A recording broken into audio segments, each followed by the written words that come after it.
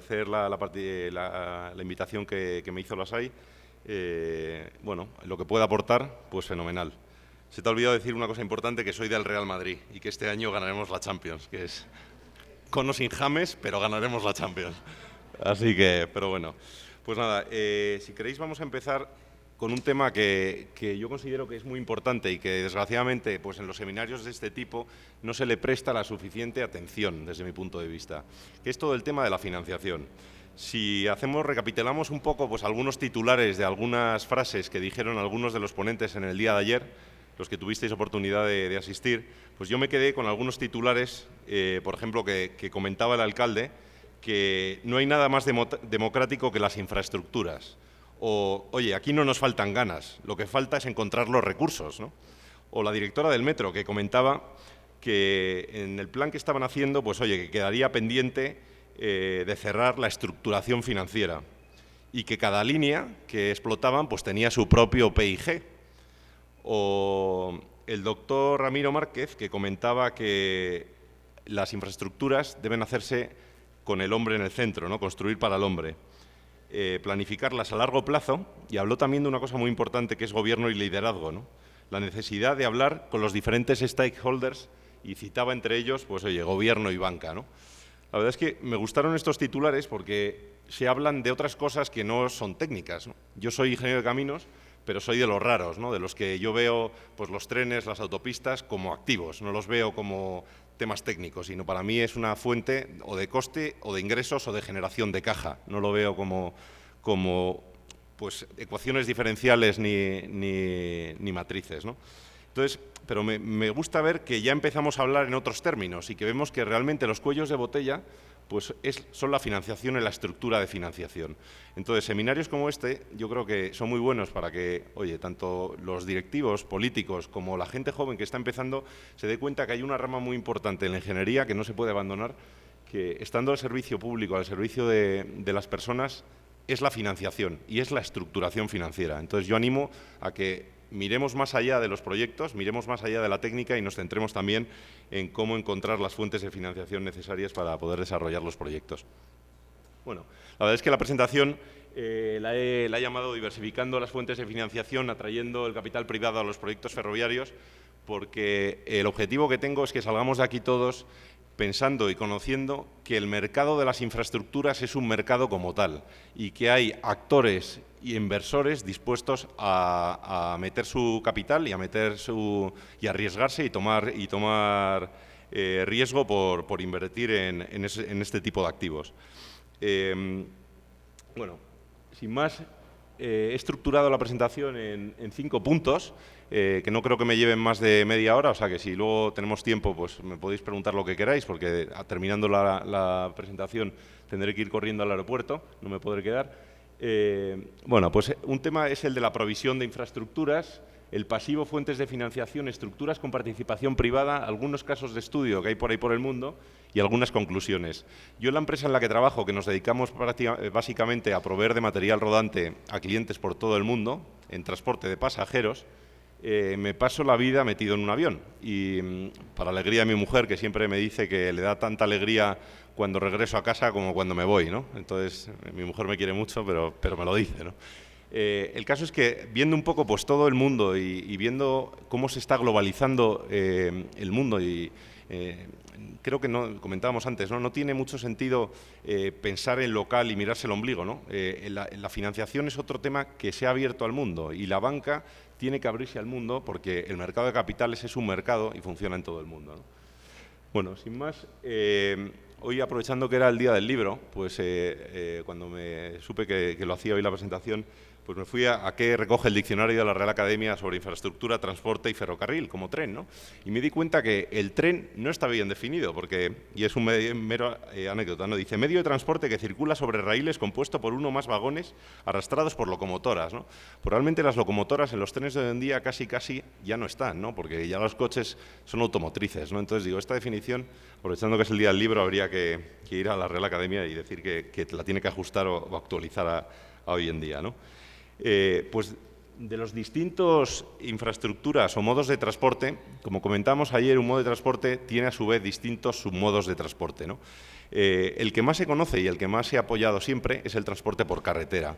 La verdad es que parece lo más sencillo y a todos pues, nos gusta ir en nuestro coche, que al final es como un apéndice de nuestra casa y nos metemos en nuestro coche y estamos en parte de nuestra casa, ¿no?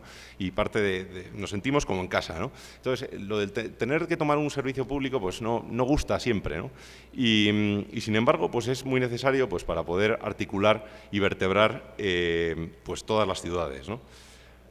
Ayer se comentaba también que las infraestructuras crean ciudad y que se podrían aprovechar pues esos plusvalías que genera la construcción de una infraestructura. Hace no mucho tuve la oportunidad de viajar a Dubái con mi mujer. Dubái ahora se ha convertido pues, en el parque de atracciones de Europa para todos los europeos porque tienen de todo, lo están sabiendo hacer porque están abandonando el tema del petróleo y se están centrando más en el sector servicios. Y Dubái va a coger en el año 2020 la próxima Expo, la exposición, ¿no? Entonces, bueno, pues están construyendo la segunda línea de metro, tienen ya una que construyeron hará pues ya 4 años, que es un éxito, y estaban construyendo la segunda. Es un metro que es driverless, va parte en superficie, parte en túnel, no tiene conductor, o sea, va sin conductor, con una tecnología pues la más avanzada. Y bueno, estaba por allí pasando 4 días con mi mujer en Dubái, aprovechando algún viaje de trabajo y conociendo aquello. Y tomamos un carro, como decís aquí, para ir a las dunas de fuera y ver los camellos y las jaimas y demás, ¿no? Y hablando con el taxista, le digo, oye, esto ha crecido mucho, ¿no? Y me dice, pues yo llevo aquí en Dubái 15 años y hace 15 años no había nada, ¿no? El edificio, el Burj Khalifa, el que es más alto del mundo, y pues tardaron en hacerlo 7 años, pero yo cuando vine aquí no había nada. El skyline, pues era un skyline como una ciudad normal, ¿no? Y sin embargo ha crecido. Y le digo, joder, ¿y sigue creciendo? Y me dice, sí, sí. Y entonces me enseña y me dice, ¿ves esto? Aquello era desierto. Y le digo, sí. Y me dice, pues en 4 años aquí habrá otra ciudad. Y le digo, ¿cómo otra ciudad? Y me dice, sí, por aquí pasará la línea del metro y básicamente se pondrá en valor todo el suelo y ese suelo pues al final generará unas plusvalías y recuperaremos la inversión. Y esto será el nuevo desarrollo de crecimiento de Dubái, ¿no? Eso me lo decía un taxista y yo decía, joder, pues estos tíos lo saben hacer, ¿no? Porque más allá de que formen islas artificiales con forma de continentes y forma de palmeras y demás, y que estén enfocando y diversificando su negocio hacia el sector servicios y dejando un poco de lado el tema del petróleo, pues generan y construyen ciudad, ¿no? Y para eso es muy importante los planes de infraestructuras, ¿no? Como os decía, pues en la oportunidad que tengo de conocer distintas administraciones por ahí por el mundo, pues te das cuenta que hay algunas de primer nivel y otras de segundo nivel. Las de segundo nivel, la verdad es que son caóticas en el sentido de que no hay planes, ¿no? Aquí, por lo que vi ayer, pues la verdad es que gozáis todos de tener planes con cara y ojos y al final pues hay que poner una prelación, ¿no? Porque al final, y es muy importante esto, cuando no se tienen planes, pongo ahí que la ausencia de planificación amplía ilimitadamente las propuestas de actuación y obliga a los responsables de las políticas públicas a centrar la atención en conseguir más recursos y no en optimizar su aplicación, ¿no? Cuando uno no sabe dónde ir, ni no sabe qué hacer y no lo tiene claro, al final del día le cuesta y paga por ello mucho más de lo que vale, ¿no? Entonces es muy importante que todos los gobiernos estén alineados y que dentro de ese plan de infraestructuras se piense en la persona, se piense en la ciudad, pues a medio y a largo plazo, ¿no? Independientemente del color político. Luego os contaré un ejemplo de una concesión que he vivido, que bueno, que por los temas de colores políticos, pues al final dañan a la propia concesión, ¿no? ¿Qué vemos por ahí por el mundo, ¿no? Pues vemos que hay una tendencia generalizada hacia la privatización y hacia la liberalización del sector transportes, ¿no?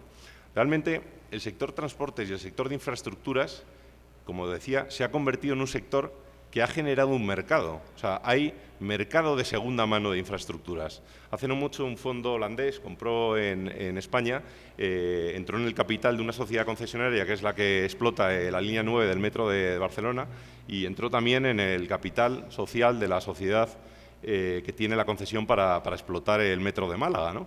Y es capital holandés. Y dices, oye, pues hay mercado. Macquarie, que es el fondo de infraestructuras más grande del mundo, pues ha abierto una oficina en Madrid, en España, para atacar desde ahí pues todo el mercado europeo, ¿no? Y dices, oye, está dispuesto a comprar acciones de sociedades que explotan y gestionan infraestructuras. ¿Por qué? Oye, porque ven que hay negocio, porque ven que al final las infraestructuras, como son un medio de transporte, pues la gente las tiene que usar, ¿no? Entonces, en esa tendencia generalizada hacia la privatización y liberalización de los sectores, ¿por qué se da, no? Pues se da un poco en lo que yo veo por ahí cuando me muevo, porque estamos en contextos de reestructuración presupuestaria, ¿no? Al final del día estamos buscando que las inversiones que hayan que hacer las paguen quienes las van a disfrutar. Parece que en el transporte de carga, pues parece claro, ¿no? Y entonces hay pues cánones, peajes al transporte con carretera, porque, oye, daña la infraestructura y se supone que la infraestructura es un bien que tiene que pervivir y que, por lo tanto, el que la use paga, y es el pago por uso. Pero también deberíamos pensar en el resto de sistemas. No es verdad que algunos pues no salen los números, pero yo siempre digo que hay que ver por qué no salen los números, ¿no? Yo discutía mucho con el Metro de México, que hace 2 diciembre subió la tarifa del metro, que fue una medida completamente pues antipopular. Y claro, yo le decía, es que tenéis un metro que, joder, pues es de las líneas de las redes, bueno, de los metros mejores del mundo, llegó a ser el mejor del mundo, y la gente no sabe, o sea, no paga no sabe lo que le cuesta y no paga por ello, ¿no? Entonces, es que eso es un bien de lujo, ¿no? Una infraestructura hay que ponerla al servicio de la sociedad, pero la sociedad tiene que saber lo que cuesta eso, ¿no? Entonces, bueno, pues ahí estamos viendo que cada vez más pues las políticas públicas pues van un poco pues hacia el uso de estructuras que difieran los costes y que al final las paguen las personas que lo hacen, ¿no? Gestión más eficiente de los riesgos, ¿no? Todas las estructuras que luego veremos de asociaciones público-privadas y de colaboraciones públicos-privadas, pues intentan hacer, oye, ¿qué parte es la que mejor gestiona los riesgos? Yo me atrevería a decir, ayer veíamos pues, los análisis coste-beneficios, ¿no? Y decíamos, oye, por el lado de los beneficios pues hay que ver pues, los ahorros de las emisiones, la mortalidad que te ahorras de un nuevo servicio frente a otro, y al final te genera un beneficio, perdón, no sé cómo va, al final te genera un beneficio que te dice que la infraestructura hay que acometerla, ¿no? Ahí fijaros que están los costes de mantenimiento y los costes de operación. En el sector del transporte de viajeros por ferrocarril, de pasajeros, os diría que el tren ha pasado a ser una commodity, ¿no? O sea, es verdad que es una commodity cara, porque aquel que compra un tren pues es como el que se compra un Ferrari, ¿no? Pues lo customiza a su gusto, porque es un bien caro, y entonces, oye, pues pide como lo quiere, ¿no? Pero me atrevería a decir que cualquier proveedor o fabricante de trenes puede hacer el mismo tren. O sea, realmente ahí no hay mucho valor ya añadido, ¿no? ¿Y dónde está el margen? Porque si al final eso se está volviendo una commodity, cada vez, pues lo veíamos ayer en una presentación, la expresión nos comen los chinos, ¿no? Pues los chinos y los asiáticos están entrando en Europa y en el resto del mundo cada vez con más fuerza. ¿Dónde se está yendo el margen, ¿no? Porque si el margen ya no está en la fabricación de los trenes, ¿dónde está, no? Pues el margen se está moviendo en otros negocios, ¿no? Se está moviendo en el negocio de la operación, se está moviendo en el negocio del mantenimiento. Y hablo del transporte de pasajeros. Las empresas fabricantes de trenes nos estamos diversificando hacia otros sectores donde está el margen, se está moviendo. ¿Y dónde hay más margen? Pues también hay margen a la hora de invertir en sociedades, vehículos de iniciativa privada o sociedades de propósito especial o único para gestionar infraestructuras de transporte, ¿no? Entonces, las cuentas de resultados de los fabricantes tradicionales pues están cambiando, ¿no? Y están cambiando, pues como en su día cambiaron las de los fabricantes de ascensores, donde, oye, tú vendías el ascensor y donde generabas luego negocio era en el mantenimiento del mismo durante largo plazo, ¿no? Que además eso es un flujo de caja recurrente que es por lo que cuando lo descuentan los accionistas ven valor en la empresa. Vender trenes está muy bien, tener una cartera de pedidos de 5 veces tus ventas está muy bien, pero realmente esos son momentos estacionarios, ¿no? Que no te garantiza la viabilidad de una empresa a largo y a medio plazo. Lo que te la garantiza es tener flujos de caja recurrentes. Y esos flujos de caja recurrentes están en otros sectores como es el mantenimiento y la operación, ¿no? Os comentaba al principio que este tipo de seminarios es muy bueno porque nosotros como ingenieros normalmente nos quedamos en la parte del activo, ¿no? Y el activo, pues lo que nos gusta es crear, ¿no? Y cuanto más metros cúbicos de hormigón, de ferralla y más problemas mecánicos haya, pues más retos para el ingeniero, ¿no? Pero no nos olvidemos que todo proyecto al final es una empresa, ¿no? Tienes tu parte de activo, que es lo que nos gusta a los ingenieros, pero tu parte de pasivo, ¿no? Y el pasivo es de dónde sacamos el dinero. Comentamos ayer que pues dentro de estos titulares de algunas de del alcalde y de la directora del metro, pues decía, oye, estamos con la estructuración financiera, estamos buscando el cómo, ¿no? Es muy importante y no debemos dejar, como ingenieros y como arquitectos, de centrarnos en el pasivo, porque todo proyecto tiene dos partes y siempre tendemos a, oye, la ingeniería es activo. No, la ingeniería también es pasivo, y si no hay pasivo no hay activo. Y si el activo no se entiende bien desde un punto de vista no solo de la inversión, sino de la operación y mantenimiento, el activo que habrás buscado no estará correlacionado y por lo tanto tendrás un problema, ¿no? Ahora nos ponemos un poco la gorra de política pública y un poco por hacer resumen de dónde encontramos esas fuentes de financiación, ¿no? Porque no siempre es fácil desde los políticos y ayudarles ¿Te puedo ayudar? Ah, sí. Sí, que hablo muy rápido y mucho. Entonces, podríamos decir al final del día que un presupuesto, pues puedes hacer una inversión directa, una inversión diferida, una inversión indirecta, puedes obtener fondos internacionales, otros mecanismos, ¿no? Pero todas esas fuentes de financiación va vía presupuesto. Entonces, ¿qué entendemos por una inversión directa? Pues una inversión directa pues es la que va con cargo a los contribuyentes, ¿no? Donde, por ejemplo, los fondos públicos pues van desde algún departamento público al modo de transporte que quieras realizar, ¿no? Pues es lo que normalmente entendemos, ¿no? Al final, eso es gasto para la administración y se convierte también en déficit. Y como sabéis, pues ahora hay un poco de miedo al coco de la deuda, ¿no?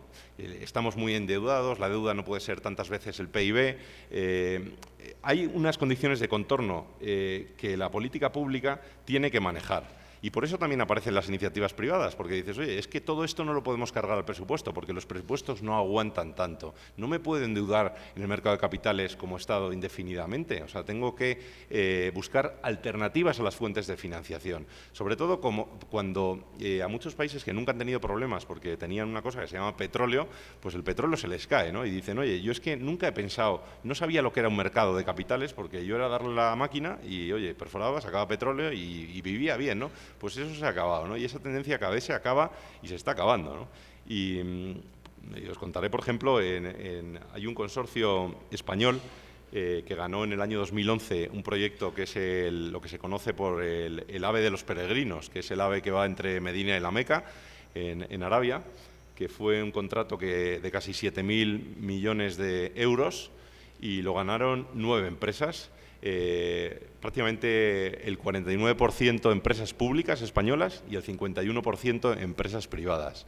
Se firmó el contrato en el año 2012 y ese contrato, que venía a ser, pues se celebró en España a bombo y platillo, y todavía hoy se celebra a bombo y platillo, pues el gobierno árabe, a través de la sociedad de ferrocarriles de allí, la SRO, decía, oye, yo quiero un tren de alta velocidad que vaya de Medina a la Meca, es decir, al desierto. Si habéis tenido la oportunidad de ir a Arabia, pues sabréis que el desierto, bueno, y si no lo sabéis, pues la arena se mueve, ¿no?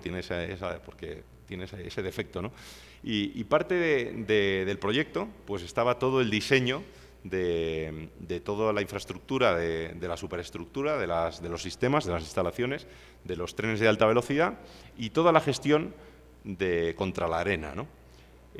Nuestra empresa ha vendido a este mismo cliente trenes de cercanías, interurbanos, como llamáis aquí, y lo primero que nos dimos cuenta es que la arena es un problema y para un fabricante de trenes la arena se te cuela por todas las puertas, se te cuela en los motores, se te cuela por las rendijas, se te cuela en todos lados, en trenes que van a 80 kilómetros por hora.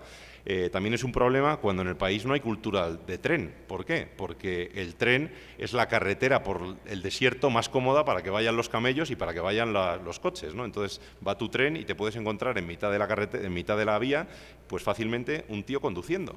Entonces dices, coño, ¿esto qué es? O peor, las dunas tapan la vía y te puede producir un descarrilo, y alguno ha habido, porque se mueve, ¿no? Entonces dices, oye, y ese es mi tren que va a 80 kilómetros por hora. ¿Cómo va a ir un tren a 350 por mitad del desierto, ¿no? Bueno, pues realmente se está analizando y se está estudiando la manera de contener eso, pero todavía no se conoce, ¿no? Y dices, oye, y he ganado un contrato de mantenimiento a 12 años, las mismas empresas, donde tengo que mantener eso. ¿Y cómo lo voy a hacer?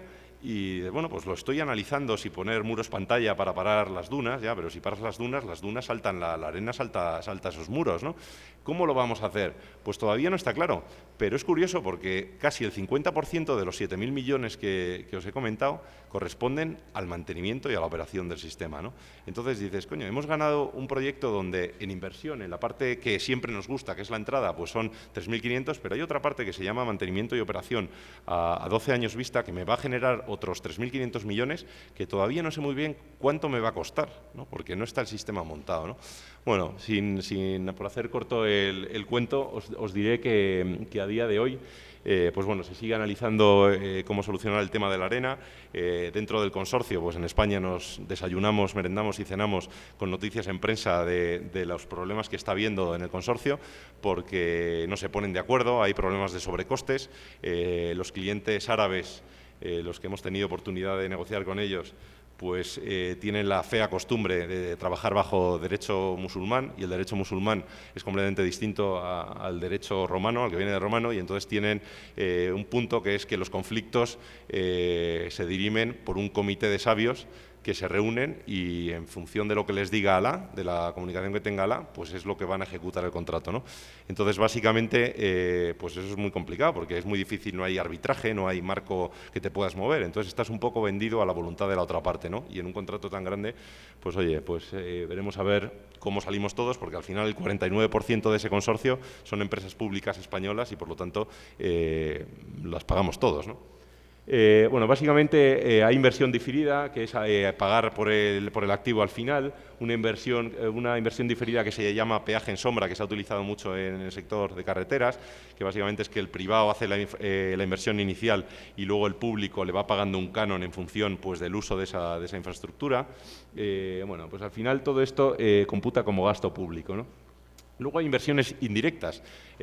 También la Administración puede invertir en empresas públicas que pueden generar resultados positivos y pueden ser viables desde un punto de vista económico-financiero. En España, por ejemplo, tenemos el ADIF, ¿no? El ADIF es una empresa pública que tiene su propia cuenta de resultados y que a medio plazo pues se supone que eso es viable, ¿no? Entonces, bueno, hay fondos internacionales. En Europa nos hemos beneficiado mucho de los fondos europeos. Pues aquí tenéis distintos fondos perdidos de distintos organismos multilaterales que son capaces de entregar subvenciones a gobiernos, ¿no? Que entran por vía presupuestaria para desarrollar proyectos.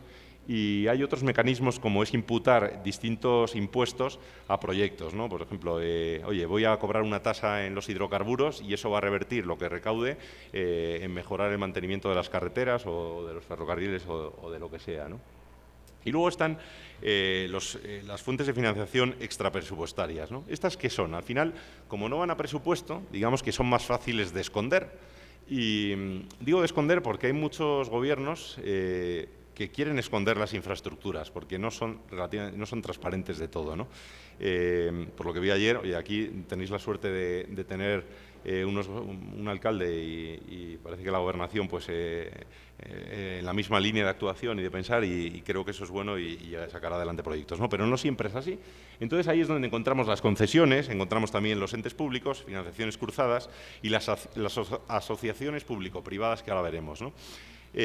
Yo suelo decir que no hay proyecto malo, sino mal estructurado, ¿no? Desde un punto de vista ingenieril, la parte del activo, pues oye, puede estar más o menos analizado y estudiado. Hay que analizarlo y estudiarlo, hay que planificarlo. Lo que os decía del proyecto de Medina la Meca en Arabia, pues no sé si se llegó a pensar cómo solucionar el tema de la arena de verdad, oye, o ese tema ya se negociará, ya llegaremos a un modificado, ya veremos, ¿no?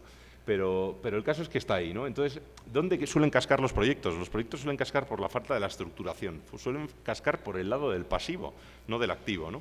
¿Por qué? Porque veíamos ayer, y se ha hablado de alguna concesión, ¿no? de carga aquí, no soy experto ni conozco muy bien lo que pude aprender ayer, ¿no? Pero de las concesiones de carga, al final, si no hay ingresos, pues es que no puedes cumplir, seguramente no tengas ni EBITDA, y si lo tienes, el EBITDA seguramente no dé ni para pagar la deuda, ¿no? Entonces, es un poco qué estructura tienes y cuál es el negocio que tienes entre manos. Y eso es lo importante, estos son negocios, las infraestructuras son negocios, más allá de sistemas que se pongan al servicio de las personas, ¿no?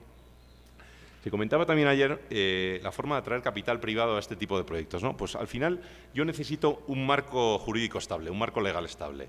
Se comentaba ayer por parte de la ANI que había estado, pues, esa concesión que parece ser que ayer pues, entró en suspensión de pagos, en distintos arbitrajes, ¿no? Pues oye, lo del arbitraje es un método muy bueno y muy sabio para poner a dos personas de acuerdo cuando una de ellas normalmente tiene mucha más fuerza y más poder, que suele ser la administración, que el privado, ¿no? Entonces el privado se tiene que sentir cómodo en todo esto, ¿no? Tiene que haber un mercado, ¿no? Tiene que haber un mercado ferroviario y tienen que competir empresas buenas y grandes, ¿no? También se comentaba ayer que no se pueden hacer experimentos con gaseosa, ¿no? Como se dice. Si quiero desarrollar un mercado ferroviario de carga, de transportes, tengo que invitar a participar a los buenos. No cualquiera puede entrar porque no está desarrollado, ¿vale? Y al final son los que mejor conocen el negocio y los que mejor conocen los riesgos, ¿no? ¿Y por qué algún privado va a querer invertir en una infraestructura y va a querer meter su capital y arriesgar su capital?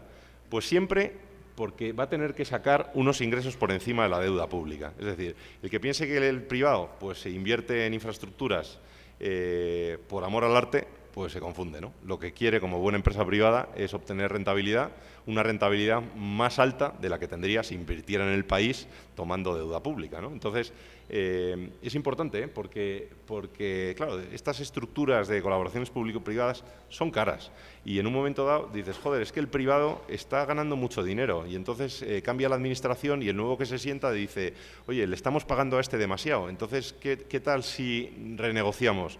Oye, pero ¿te acuerdas de dónde venimos? Que es que el riesgo lo tomó el privado. ¿Cómo ahora le cambias el contrato a mitad de partido, ¿no? Entonces, el margen tiene que ser, el marco contractual tiene que ser muy clarito para animar a que la gente invierta, ¿no? Y prueba de ello es que si el privado va a exigirle más rentabilidad a sus inversiones que si invirtiera propiamente en deuda pública del país, pues se le tienen que transferir más riesgos, ¿no? Porque ahí hay un binomio que es riesgo-rentabilidad en cualquier inversión bueno, pues que tienes que transferirle riesgos. ¿Qué riesgos? Aquellos que pueda manejar, ¿no? Por ejemplo, el riesgo expropiaciones en determinados países pues es un riesgo que es intransferible al privado. El riesgo servicios de tuberías y demás que pudiera haber cuando quieres hacer un tranvía en una ciudad, pues me acuerdo en Nueva Zelanda yo discutía mucho con Auckland Transport, que es la sociedad de allí que estaba intentando analizar algún proyecto de tranviario y nos quería transferir el riesgo a los privados de los servicios afectados, ¿no? Y yo decía, oye, si es que yo no sé qué tienes aquí abajo, es que a lo mejor quiero hacer una zapata para no sé qué y corto una vía que es la más importante de comunicaciones, de electricidad, y te dejo la mitad de la ciudad sin tal. Ese riesgo no lo puedo asumir. Entonces hay que saber y hay que analizar muy bien en esa matriz de riesgos cuando hablamos de querer animar al privado a entrar en este tipo de negocios, qué riesgos puede asumir, qué riesgos no, y sobre todo discutirlos y verlos con él, ¿no? En el tema del material rodante, pues lo que se ve por ahí por el mundo, y se hablaba que UK, Reino Unido, pues es pionero en esto, pues las administraciones no compran a priori el material rodante, ¿no? ¿Qué hacen? Pues lo alquilan, ¿no? Dicen, oye, yo lo que hago es le doy un contrato de operación a una operadora, que ahí hay muchas, entre 5 y 7 años, y lo que le digo es que yo le pago un canon por operar los trenes. ¿Y qué trenes? Pues aquellos que la operadora quiera. ¿Y cómo la operadora saca trenes? Porque la operadora no tiene trenes, ¿no? Pues ahí se genera una figura que se llaman los ROSCOs, que son Rolling Stock Companies, que son estructuras financieras. O sea, un ROSCO es una estructura que ahora veremos que tiene capital y deuda muy apalancada, o sea, con mucha deuda, que lo que hace es jugar en un contrato a 3 bandas con el operador y dice, oye, yo, fabricante, le vendo realmente al ROSCO el tren que la administración quiere operar, que a su vez el ROSCO se lo alquila al operador y el operador se lo da a la administración. Claro, podríamos pensar que si los contratos de operación son entre 5 y 7 años, ¿qué pasa cuando este contrato de operación termina? ¿Qué hace este tío con los trenes, ¿no? Pues básicamente tiene un contrato directo con la administración de asegurarle que después de este operador va a venir otro, ¿no? Y que con ese otro operador le va a poder alquilar los trenes. Realmente estos ROSCOs se vuelven como gestores de flotas, ¿no? Es verdad que eso se puede hacer en mercados donde este tipo de trenes pues son interoperables, ¿no? Y hay mercado. Es decir, oye, pues si mañana esta operadora o esta línea cae, ese mismo tren lo puedo utilizar en la operadora de al lado, ¿no? Pero veamos que son estructuras donde las administraciones tampoco se cargan su balance a la hora de activos, ¿no? Sino que buscan la manera de sacarlos de su balance, ¿no? Como os decía, por ejemplo, un ROSCO que se llama Rockrail en Reino Unido, pues está formado por un fondo de pensiones, Standard Life, que se mete un capital, y por un montón de fondos de infraestructuras y de pensiones que son los que meten deuda, ¿no? ¿Por qué? Porque al final, y creo que aquí en Colombia estáis igual, y en México estáis igual, en España no, porque el sistema de pensiones es distinto, pero aquí tenéis los fondos de pensiones que yo no sé si saben qué hacer con el dinero, pero siempre que me reúno con bancos aquí me dicen que sigue creciendo pues, a tasas por encima del crecimiento del país, ¿no? Y que, oye, cada vez tienen más dinero y no saben qué hacer con él, ¿no? Pues los fondos de pensiones, al final del día, ¿qué quieren? Pues quieren negocios sostenibles y estables en cuanto a generación de flujo de caja, porque ellos invierten a muy largo plazo. Entonces, básicamente, los fondos de pensiones hay que ponerlos en valor y este tipo de activos son muy necesarios y se pueden utilizar para ellos. Al final, las estructuras de leasing pues, montan un entramado societarios y de relaciones contractuales entre la administración y las distintas empresas públicas y privadas que hay que gestionarlas y esto hace falta formación, tanto por un lado por el privado como por el público, ¿no? Ya entrando un poco y sabiendo que me han dado el toque de los 10 minutos, en cuanto a asociación público-privadas, pues hay muchas definiciones varias, ¿no? Que si el PPP, las APPs, las APS, o sea, hay todo tipo de cosas de estas, ¿no? Al final, las asociaciones públicas-privadas es poner de acuerdo a dos y que trabajen en conjunto la administración pública y privada. Yo creo que esto en el campo de la ingeniería se lleva haciendo desde que la ingeniería es ingeniería, ¿no? Porque al final pues, la parte privada sigue trabajando con la parte pública desde el principio, ¿no? Pero bueno, desde mi modesta opinión, el tema de las APPs, que tanto se vende en todos los países y que Reino Unido, como veíamos ayer, pues era pionera. Reino Unido ha dejado de hacer APPs en determinados sectores porque ha visto que eran mucho más caras y que no tenían la alimentación o el beneficio que esperaban, pues no son la panacea, ¿no? Las APPs hay que ponerlas en su debido contexto y hay que saber que es algo más para diversificar fuentes de financiación. Pero no todo proyecto puede ser APP, ni muchísimo menos, ¿no? Y luego veremos un ejemplo. Y este tipo de proyectos, pues al final casi es la técnica de prueba y error. Oye, el tranvía de la 80, que no sé si saldrá como APP o como presupuesto, o cómo saldrá, ¿no? Pero si sale como APP, oye, tomo otro y copio de otro país, otro tranvía que haya, pues a lo mejor no te funciona, porque las peculiaridades es distinto. ¿Cuándo sé si te funciona? Desgraciadamente, cuando cortes la cinta y lo pongas a operar. Entonces sabrás si la estructura que tienes es válida o no, o hay que ajustar el contrato para que lo sea, ¿vale? Hay determinados riesgos en las asociaciones público-privadas que se pueden transferir y otros que no, ¿no? El riesgo de demanda. Pues el riesgo de demanda en carretera parece que es un riesgo que todo el mundo compra y que el usuario tenga que pagar un peaje, pues los bancos lo compran. En el riesgo de demanda de transporte urbano, pues está por ver, ¿no? Yo también quiero ver, pues si al final salen los distintos tranvías que en iniciativa privada pues, se están promoviendo en el país, a ver cómo la banca acepta esos riesgos, ¿no? Porque la banca que tenéis en Colombia viene de ser una banca muy conservadora, o sea, es una banca que, oye, ha hecho negocio y ha ganado mucho dinero a base de prestar dinero con unas garantías corporativas, es decir, yo prestaba a empresas grandes y me creo el negocio de la empresa grande. Pero a la hora de tomar riesgo proyecto, ahora con las autovías de la cuarta generación, han tenido que abrir un poco los ojos porque el mercado internacional toma otros riesgos que el mercado de aquí bancario no los está tomando, ¿no? Entonces, esta tarde, o no sé a qué hora, tendréis alguna conferencia con gente de Bancolombia y, oye, a lo mejor pues, os cuentan todo esto, ¿no? Pero hay que ver cómo la banca asume determinados riesgos.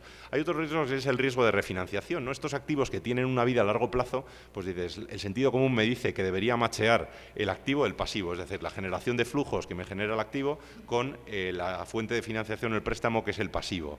¿Qué pasa? Que hay mercados donde el largo plazo bancario no existe. Aquí todavía tenéis préstamos en dólares y en moneda local a 20 años, ¿no? Eso en Europa ha desaparecido. Las normas de Basilea III que están obligando a los bancos a tener que meter o guardar capital por cada unidad monetaria que presta, pues le están haciendo que prestar a largo plazo ya no sea rentable para los bancos. Entonces, se están yendo a estructuras que se llaman mini-perms, que son estructuras a corto plazo. Y esas estructuras a corto plazo, pues hay un riesgo que, oye, ¿qué pasa si yo financie una infraestructura contra un riesgo de demanda porque supongo unos ingresos y pasados 7 años esos ingresos se han caído? ¿Quién me va a refinanciar esa deuda que yo tengo que devolver? Pues todos esos riesgos hay que ver cómo se transfieren, ¿no? El riesgo expropiatorio, como decía, pues es un riesgo que básicamente nadie toma. Ya para acabar, y acabo, he traído 2 casos de estudio. Uno es un tren de cercanías de un país por aquí vecino, ¿no?, que es un contrato de concesión para prestar servicio público de transporte ferroviario de pasajeros y aprovechar el uso de la explotación de bienes inmuebles, ¿no? Pues esto básicamente había una estación de tren antigua muy olvidada y se ha rehabilitado y esa se ha puesto en valor. Hay cines, hay pista de patinaje, hay tiendas, hay de todo, y esos ingresos revierten también para el concesionario, ¿no? Bueno, pues la concesionaria formaliza un contrato de crédito con un sindicato bancario. En aquel momento dado en ese país no hay financiación en moneda local y entonces hay que financiarlo pues en moneda extranjera, pues dólar, euro, y se cierra pues un producto derivado, un derivado de tipo de cambio, pues no deja de ser un seguro, donde como los flujos que genera el proyecto son en moneda local y si los ingresos y sin embargo los compromisos bancarios pues en una moneda distinta a la local, pues hay que cerrar un seguro de cambio. Bueno, pues el cliente además, como esto es un servicio público y está arrancando, dice, oye, yo te ofrezco un fondo como garantía por si acaso no se cumple la demanda que todos esperamos que se dé y los ingresos son más bajos, para que esto tenga en el periodo de ramp-up pues tenga un colchoncito, ¿no? Bueno, pues oye, se desarrolla el proyecto, acaba la obra civil, pues se acaba en tiempo, no hay sobrecostes, no hay problemas, ¿no? Comienza la explotación de la línea, la gente la toma muy bien, pero bueno, la explotación de la línea va con un nivel de demanda más bajo del esperado, por lo tanto los ingresos son más bajos que los esperados. Y ante esta falta de ingresos, que esto ocurre en las concesiones, ¿qué puede pasar? Oye, puedo reestructurar el préstamo bancario, ¿no? O puedo... claro, como la sociedad va mal porque va dando pérdidas, pues se va comiendo los fondos propios y si se comen los fondos propios se va descapitalizando. ¿Quién mete más dinero del privado en una sociedad que está en pérdidas y se va descapitalizando? Ningún privado. Entonces dices, oye, ¿quién encuentro forma de entrar? Y dice, la administración tiene que capitalizar ese fondo contingente que se ha ido disponiendo y se vuelve accionista minoritario, pero entra también en la sociedad, ¿no? ¿Qué más cosas puedo hacer? Pues oye, puedo otorgar un nuevo fondo contingente como administración y puedo decir, venga, vamos a salvar otra vez la travesía en el desierto. O puedo ampliar el plazo de la concesión. Las ampliaciones de plazo de la concesión no suelen ir a ningún lado. ¿Por qué? Porque el problema de las concesiones suele ser problema de caja a corto plazo. Es decir, como nos pasa a todos, ¿no? Cuando la expresión no llego a fin de mes, o sea, pues no llego a fin de mes, es que no llego a pagar lo que tengo que pagar. A mí me da igual si dentro de 5 años me toca la lotería. Si a día de hoy no llego a fin de mes, es que esto va a morir antes de que me toque la lotería, ¿no? Pues esto es igual, ¿no? Entonces, el dar más plazo, si ese plazo no lo puedes actualizar y poner en valor, pues realmente tampoco sirve de mucho, porque como accionista privado que te den €1 dentro de 50 años, pues es que ese euro no vale nada. Entonces, tú quieres rentabilidad hoy, ¿no? Y bueno, básicamente también podrías reordenar los modos de transporte. Este es un ejemplo de un riesgo mal transferido. ¿Por qué?